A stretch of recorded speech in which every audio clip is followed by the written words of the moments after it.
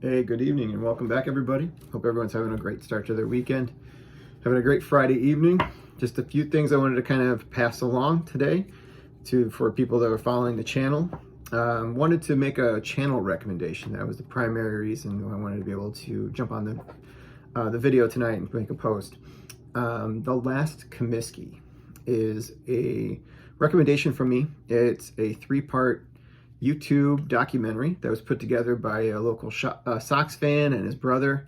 That was put together starting in the pandemic. They just recently released it, and it's got interviews of a lot of the ball players from the 1990 White Sox, including some of the other White Sox teams from the late 80s, and going back to the winning ugly teams of 83 and a few teams from the 70s as well.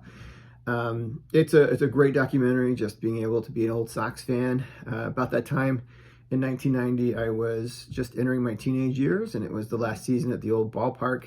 I remember actually attending some of the games that they're talking about during the documentary as a kid, and just getting really behind that team. That was the first time the Sox, and since I was like a really big fan, that they were actually doing well, because 83, I wasn't quite a fan yet. I wasn't quite young enough or old enough yet to really kind of get into watching live baseball. I know I started playing it a little bit at that point. So The Last Comiskey, that's what it is on YouTube. It's a lot of fun. Great ballpark, brought up great memories for me as a kid. And that's still my ballpark there. The new ballpark, it's okay.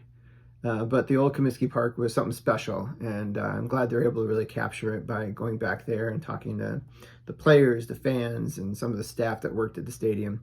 So I'll put it in the description so you have a chance to look it up. Hope you guys get a chance to watch it this weekend. Let me know what you think. I couldn't put some comments in there, and definitely subscribe to the channel over there too, and kind of just leave some comments on the videos. I'm sure they'll be pretty appreciative. So other things that are coming up this weekend. So I do have a poll out there, so let me know. I'm asking for what do you guys want in an upcoming video. I want to do an update on 4 of the sets that I'm working on right now. And I'm asking the viewers to kind of see, hey, which one would you like me to kind of give an update on? I have about 10 votes in there. I know I got more than 10 followers at this point. So please go in there and check a post and check my feed so you get a chance to just kind of put a vote in there. It's pretty close as it is right now. But a few votes could shift it pretty dramatically given the number of responses I've had thus far. And I'll probably put that video together, I think, on Sunday. I think is when I'm going to be able to put that video together and get it out there for people to be able to watch. Got another Diamond Star story coming up. Probably going to be picking Joe Medwick and featuring the Joe Medwick card and talking more about his life and his career in baseball. And finally, just got a few cards I wanted to show you that just came in recently. They are all Topps Gold cards. 3 of them are from the set that I've been working on. The other ones are actually part of a purchase. When I picked up a Topps Gold card, I was able to pick these up for just a couple bucks. And they are of a future Hall of Famer and a current Hall of Famer. But let's start with the gold cards. So first one I got was Randy Johnson, the big unit. I don't know if we talk about Randy Johnson enough when we talk about great all-time pitchers. I think he needs another look on that list. Sometimes it kind of gets overlooked quite a bit, and his importance in the game sometimes is kind of quickly glossed over, and I'm not sure exactly why. Yeah, some pitchers may have had better seasons during his time where he was a great pitcher, but I don't know. When I'm looking at the back of his ball card, he's got some pretty good stat lines there when he was with the Diamondbacks, and even with the Mariners as well. But anyway, here's the big units card. Definitely the most dominant left-hander that I've had a chance to be able to see pitch in my lifetime, even though I know probably all time, probably people would make a case for others as well. But he's on that short list of great all-time left-handed starters.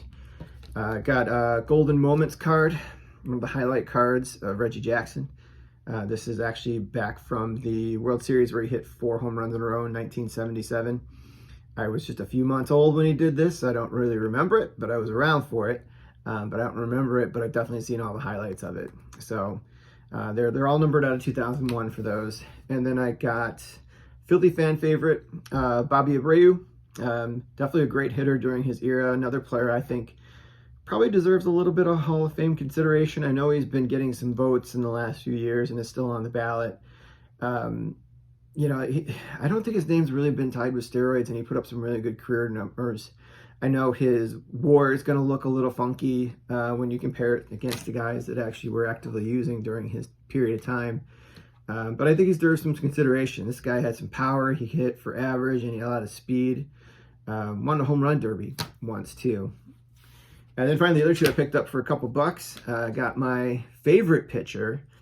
Maybe my favorite pitcher of all time, too. But definitely the favorite pitcher I've been able to watch. And yeah, he's not up there probably in like the top 10 pitchers of all time. I'll admit that. But he was so much fun to watch in my lifetime. He's probably one of the best ones I got a chance to see in my time so far. And that was Pedro Martinez.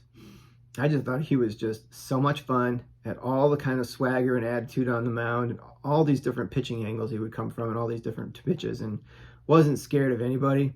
The only real bad mark on his career, I think, was knocking down Don Zimmer in the playoff series.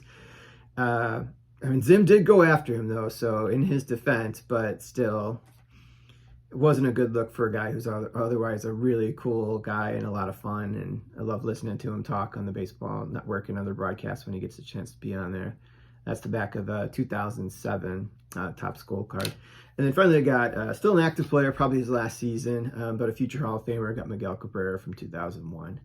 I actually like, 2021. I actually like the 2021 design in general. And there's so many parallels now for that set that you can't collect them all. But if you just kind of target maybe one base and try to go after stars and Hall of Famers, you definitely can do it. Gold would be obviously probably the easiest of the numbered cards to be able to do it. And there's a legacy, as you can tell. Just listening to my channel, a legacy of like numbered Topps Gold cards going back for more than 20 years now. So I think they'll always have a place in the hobby. That's what I have got to share with you guys tonight. I hope you guys have a wonderful evening, and we will see you soon.